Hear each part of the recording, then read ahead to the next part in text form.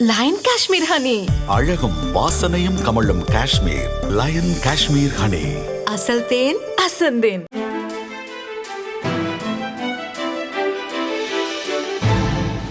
தட்டை, சீடை, முறுக்கு, ரிப்பன் போகடா, அதிரசம் என்ன வேணாலும் செய்யுங்க.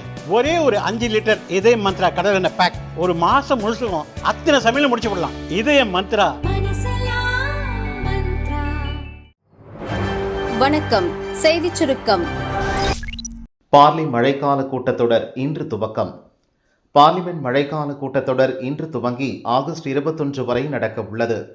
இந்த கூட்டத்தொடரில் மணிப்பூர் மாநிலத்திற்கான ஜிஎஸ்டி மசோதா, சுரங்கம் மற்றும் கனிமவள மேம்பாடு பற்றிய சட்ட திருத்த மசோதா, போதைப்பொருள் தடுப்பு சட்ட திருத்த மசோதா உள்ளிட்ட பல்வேறு முக்கிய மசோதாக்கள் தாக்கல் செய்யப்படும் என எதிர்பார்க்கப்படுகிறது. பெஹல்காம் தாக்குதல், ஆபரேஷன் சிந்தூர் நடவடிக்கை, இந்தியா பாகிஸ்தான் சண்டை ஆகியவற்றுக்கு பிறகு நடக்கும் முதல் கூட்டத்தொடர் இதுவாகும்.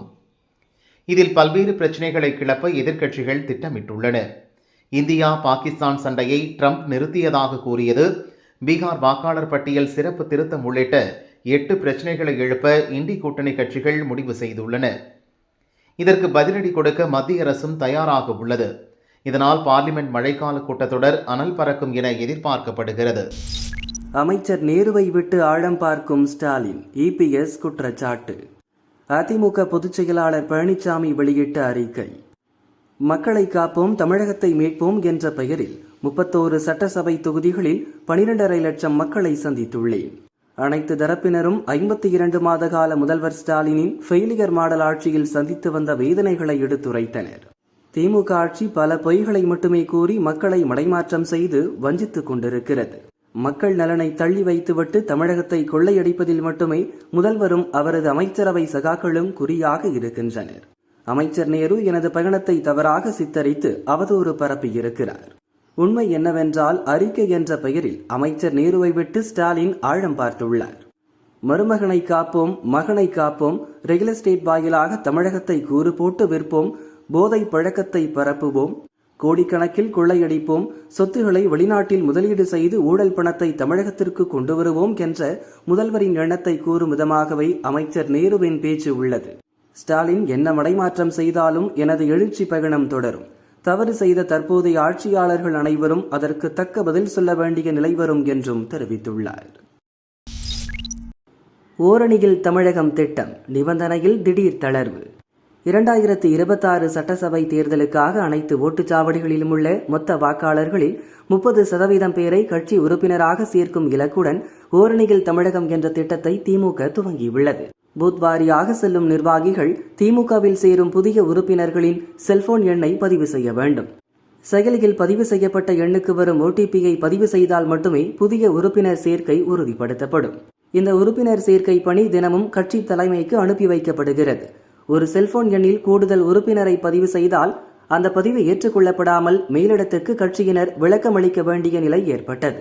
2 தினங்களுக்கு முன்பாக 15%க்கும் குறைவாக உறுப்பினர் சேர்க்கை இருந்த பூத் கமிட்டி நிர்வாகிகளிடம் விளக்கம் கேட்கப்பட்டது. அப்போது வீடு வீடாக சென்று உறுப்பினர் சேர்க்கையில் தனித்தனி செல்போன் எண் பெறுவதில் உள்ள நடைமுறை சிக்கல் குறித்து கட்சி நிர்வாகிகள் தெரிவித்தனர். இதையடுத்து இதில் விலக்களித்து கட்சி மேலிடம் உத்தரவிட்டுள்ளது.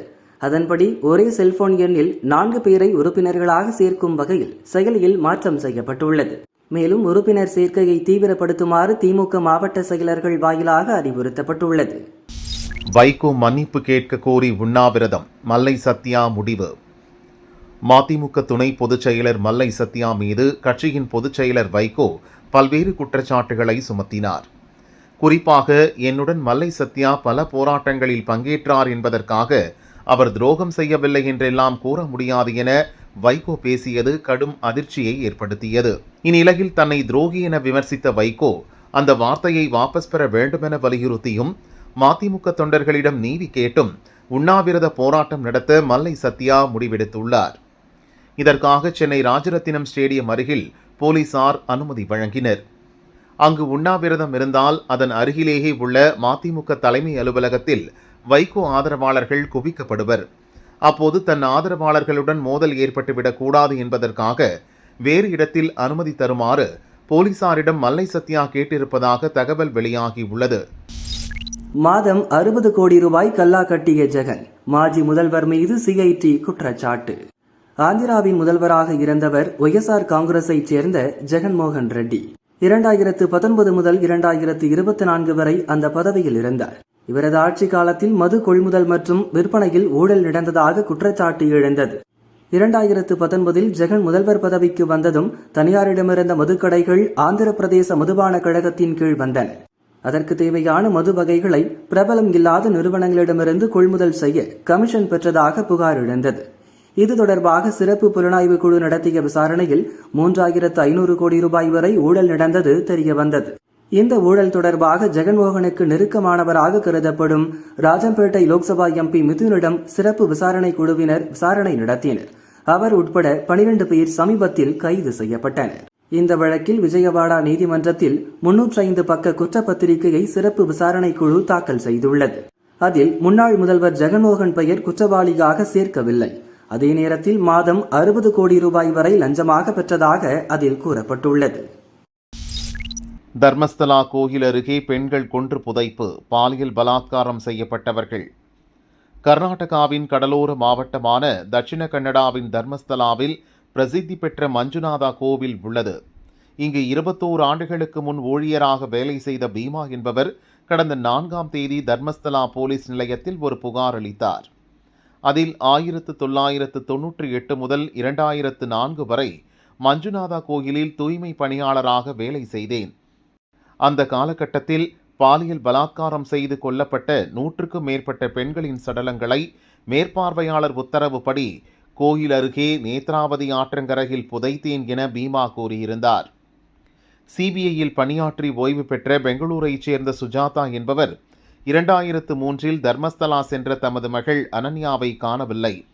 அவரை கொன்று புதைத்திருக்கலாம் என்று தர்மஸ்தலா போலீசில் சில தினங்களுக்கு முன்பு புகார் அளித்திருப்பதால் இந்த விவகாரம் சூடு பிடித்துள்ளது. இது தொடர்பாக விசாரணை நடத்த டிஜிபி பிரணவ் மொஹந்தி தலைமையில் சிறப்பு புலனாய்வு குழுவை கர்நாடக அரசு அமைத்துள்ளது. தர்மஸ்தலா சென்று காணாமல் போனதாக மாநிலத்தின் பிற மாவட்டங்களில் பதிவு செய்யப்பட்ட வழக்குகள் இனி பதிவு செய்யப்படும் வழக்குகளையும் சிறப்பு புலனாய்வு குழு விசாரிக்கும் என கர்நாடக அரசு தெரிவித்துள்ளது. 4 மாவட்டங்களில் கனமழை, வானிலை மையம் தகவல். கோவை, நீலகிரி, தேனி மற்றும் தென்காசி மாவட்டங்களில் ஒரு சில இடங்களில் இன்று கனமழை பெய்ய வாய்ப்புள்ளதாக சென்னை வானிலை ஆய்வு மையம் அறிவித்துள்ளது. தமிழகம் உள்ளிட்ட தென் மாநிலங்களின் மீது ஒரு வளிமண்டல மேலடுக்கு சுழற்சி நிலவுகிறது.